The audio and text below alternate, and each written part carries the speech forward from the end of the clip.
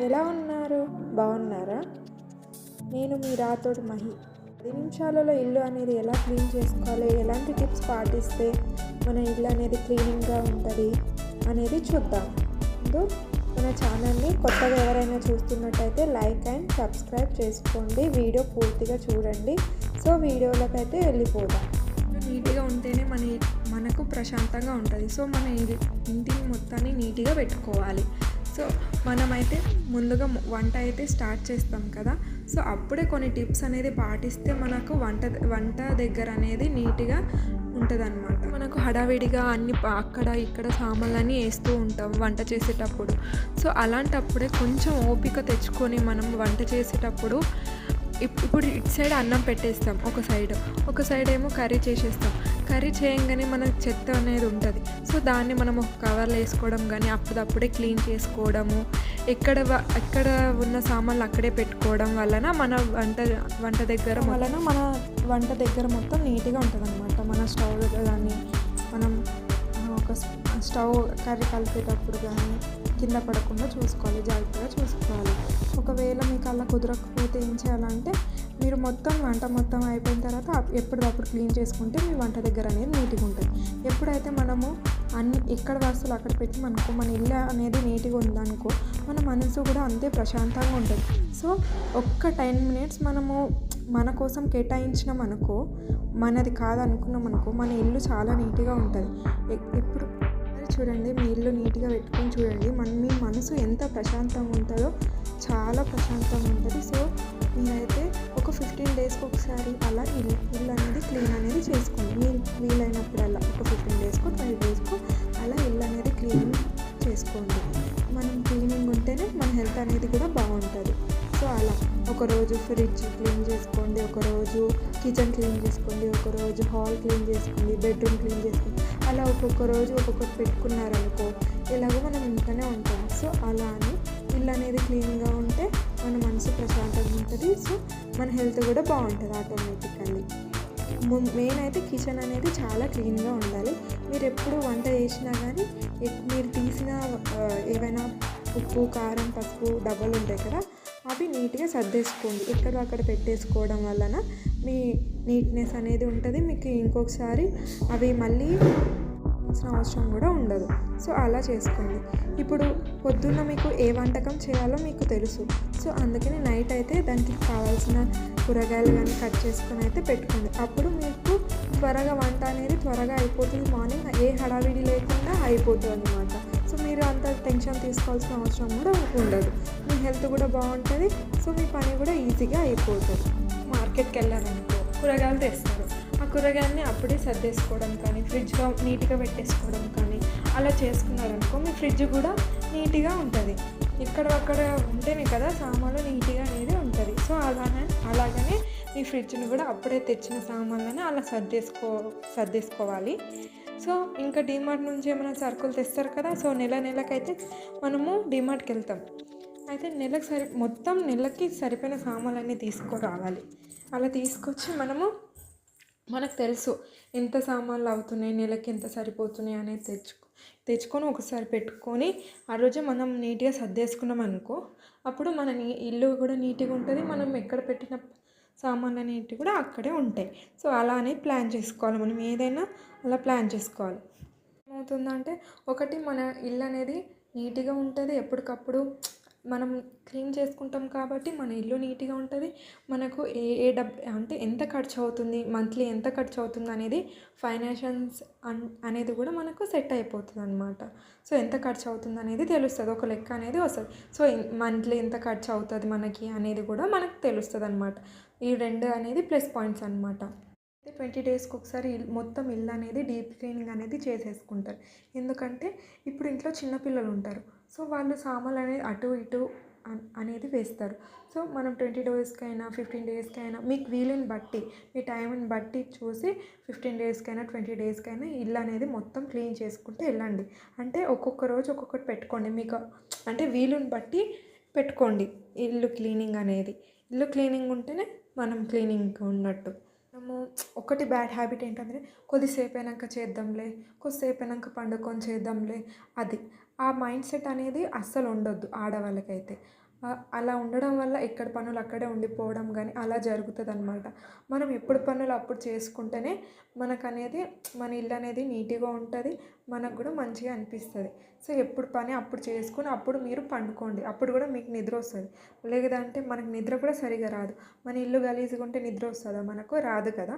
So, అందుకని ఎక్కడ అంటే బ అప్పుడప్పుడే బాసనలు తోమేసుకోవడం కానీ, బట్టలు ఉతికేసుకోవడం కానీ, అలా సర్దేసుకోవడం కానీ, కూరగాయలు సర్దేసుకోవడము, ఇల్లుని సర్దేసుకోవడం అలాంటివి చేస్తూ ఉండాలి.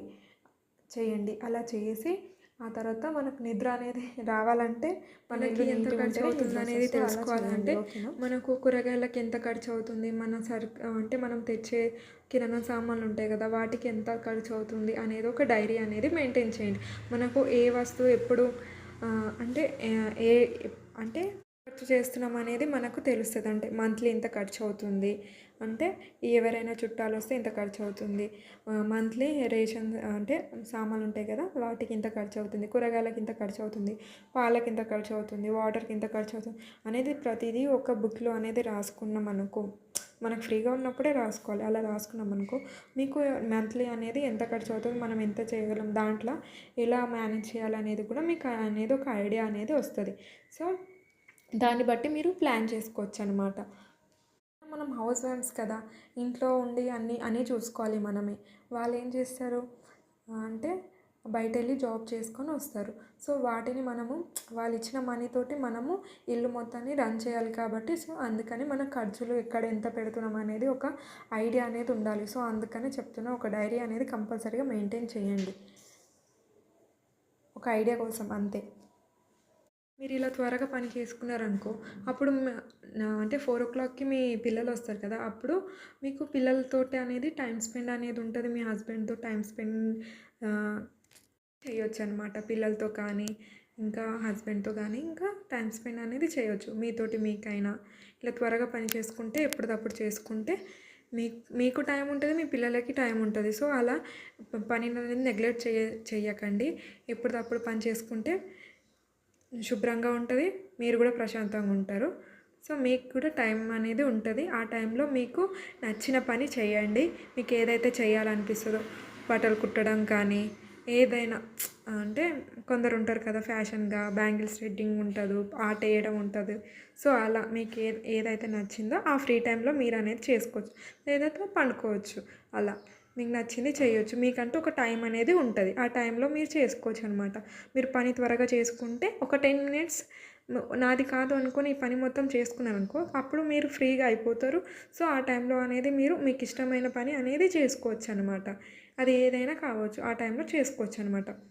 ఎప్పుడు పనిని అనేది నెగ్లెక్ట్ చేయొద్దు. ఆ నెగ్లెక్ట్ వల్లనే మనకి ఇల్లు అనేది గలీజ్గా తయారవుతుంది. సో, ఆ బద్ధకాన్ని వదిలేసినాం అనుకో, అన్ని పనులు అయిపోతాయి త్వరగా. సో, అలా చేయండి. ఓకేనా? టైం మిగులుతుంది. 4:00కి పిల్లలు వస్తారు. వాళ్ళకి స్నాక్స్ ఇవ్వడం కానీ, వాళ్ళు ఏం చదువుకున్నారో, వాళ్ళ స్కూల్లో ఏం చెప్పారు అనేది కూడా వాళ్ళని అడగండి. పిల్లలతో మాట్లాడండి. పిల్లలతో మాట్లాడతాము, వాళ్ళ మనసులో ఏమనుకుంటారు ప్రతిదీ అన్నీ ఒక ఫ్రెండ్ లాగా ఉండాలి మదర్ అంటే. వాళ్ళు ఏదున్నా మనతో షేర్ చేసుకోవాలి. ఏ ప్రాబ్లం ఉన్నా ఏదున్నా. కొందరు పిల్లలు చాలా డల్గా అయిపోతారు. సో, అందుకని మనం పిల్లల మీద కేర్ అనేది తీసుకోవాలి. ఈ ఇంట్లో పని వల్ల, ఆ ఫ్రస్ట్రేషన్ వల్ల, పిల్లల మీద కేర్ తీసుకోకపోవడం వల్ల వాళ్ళు కూడా చాలా డల్గా అయిపోతారు. సో, అందుకని మనం ఏం చేయాలంటే, మనకు ఈ పని త్వరగా చేసుకున్నాం అనుకో, ఎలాంటి బద్ధకం లేకుండా మొత్తం పని చేసేసుకున్నాం అనుకో, సో, పిల్లల మీద అనేది దృష్టి అనేది పెట్టొచ్చు అనమాట. సో, అలా పిల్లల మీద మనం శ్రద్ధ అనేది తీసుకున్నాం అనుకో, వాళ్ళ ప్రాబ్లం కూడా మనకు అర్థమవుతుంది అనమాట. వాళ్ళకి ఏం తినాలనిపిస్తుంది, వాళ్ళతో మాట్లాడండి.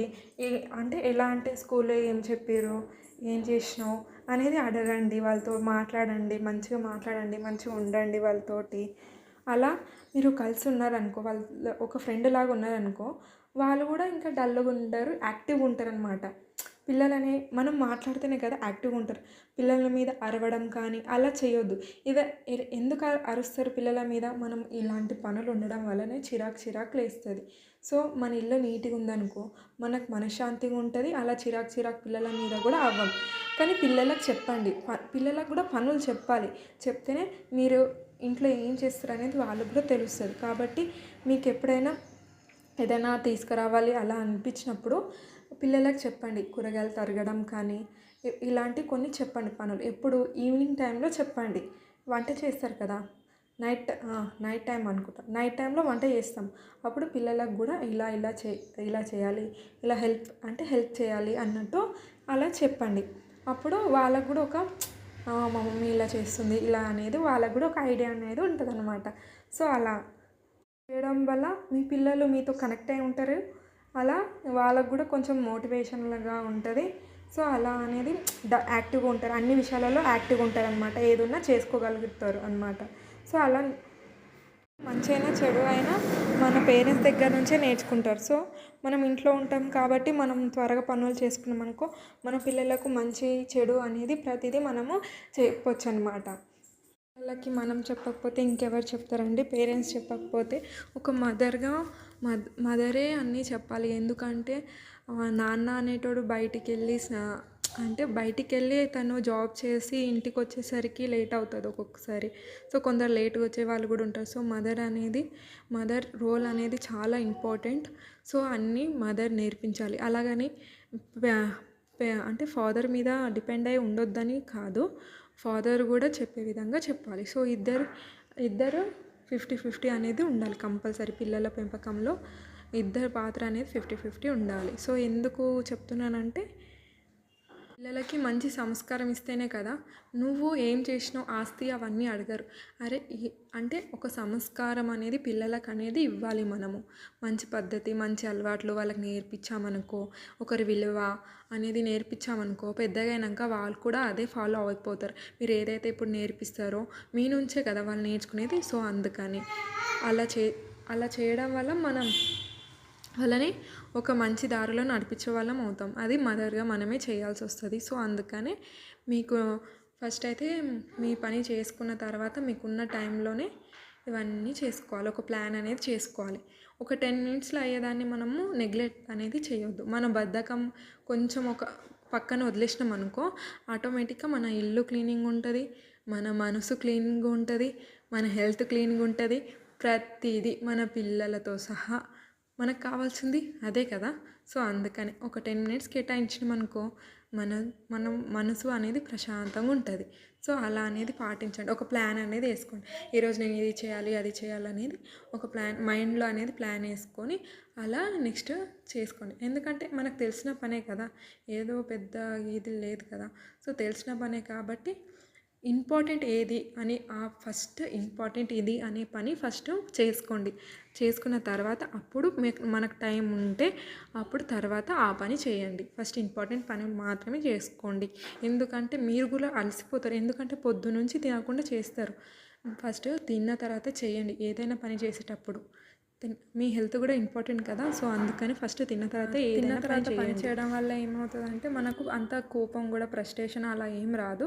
ప్రశాంతంగా చేసుకోవచ్చు అనమాట. ఎలాగో పిల్లలు వెళ్ళిపోతారు తిన్న తర్వాత, మార్నింగ్ ఎలాగో అంటే మీ హస్బెండ్ వెళ్ళిపోతారు, పిల్లలు కూడా వెళ్ళిపోతారు స్కూల్కి. సో అలా మీరు ప్రశాంతంగా చేసుకోండి. ఆ తర్వాత 4 o'clock వస్తారు, పిల్లలతోటి టైం స్పెండ్ అనేది చేయండి. అలా చేయడం వల్ల మీకు కూడా మైండ్ అనేది ఫ్రెష్గా ఉంటుంది, ప్రశాంతంగా ఉంటుంది అనమాట. జీవితంలో ఏదైనా చేయాలని అనుకుంటే మనకు అనేది నెగ్లిజెన్సీ అనేది అస్సలు ఉండకూడదు, బద్ధకం అనేది ఉండకూడదు. రేపు చేద్దాం అనే రేపటి విషయం వదిలేసేయాలి. ఈరోజు ఏముంది ఈరోజు చేసేయాలి అంతే. ఒకటే మైండ్ సెట్లో అదొక్కటే పెట్టుకోవాలి అంతే. ఇంకా ఐ హోప్ మీకు అందరికీ ఈ వీడియో నచ్చినట్టుంది. నచ్చితే ఒక సబ్స్క్రైబ్ చేసుకోండి, లైక్ చేయండి, షేర్ చేయండి. మీకు ఈ వీడియో చూడంగానే ఏమనిపించిందో కింద కామెంట్ చేయండి. సో నాకు తెలిసినంత అయితే టిప్స్ అనేది చెప్పాను. ఇంకా మీకు ఏమైనా డౌట్స్ ఉంటే అడగొచ్చు, కింద కామెంట్ చేయండి. నేను తప్పకుండా మీకు రిప్లై అనేది ఇస్తాను గైస్.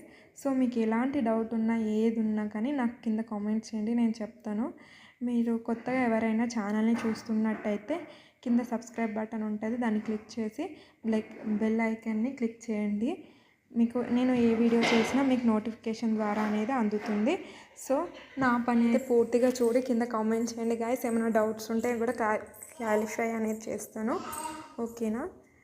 నా వీడియో నచ్చితే కంపల్సరీ లైక్ అనేది చేయండి. ఫుల్ వీడియో అయితే చూడండి గాయస్. ఓకేనా? బాయ్. నా ఇల్లు అయితే మొత్తం క్లీనింగ్ అనేది అయిపోయింది. సో ఇంకా నెక్స్ట్ వీడియోతో మళ్ళీ కలుసుకుందాం. Okay, bye.